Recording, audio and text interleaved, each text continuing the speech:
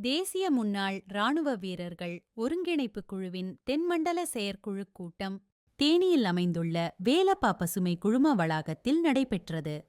தென்மண்டல தலைவர் மகாராஜன் தலைமையில் நடைபெற்ற கூட்டத்தில் ஒருங்கிணைப்பு குழுவின் அகில இந்திய தலைவர் லிங்கலா ஜேகன் ரெட்டி சிறப்பு அழைப்பாளராக கலந்து கொண்டார்.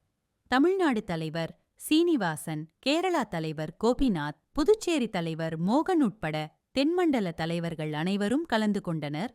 புதுச்சேரி மாநிலத்திலிருந்து சங்கத்தின் பொதுச் செயலாளர் செல்வமணி, செயலாளர் தொம்னிக் மற்றும் பொதுநலத் தொடர்பு அதிகாரி ராமமூர்த்தி ஆகியோரும் கலந்து கொண்டனர்.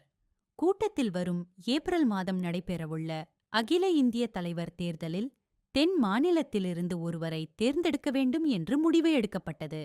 புதுச்சேரி முப்படை முன்னாள் இராணுவ வீரர்கள் மற்றும் வீர்தாய்மார்கள் நல சங்கத்தின் சார்பாக அளிக்கப்பட்ட அனைத்து கோரிக்கைகளையும் புதுடில்லியில் அமைந்துள்ள கேந்திரிய சைனிக் போர்டு மூலம் இராணுவ தலைமையகத்திற்கு அனுப்புவதாக அகில இந்திய தலைவர் லிங்கா ஜெகன் ரெட்டி உறுதியளித்தார்.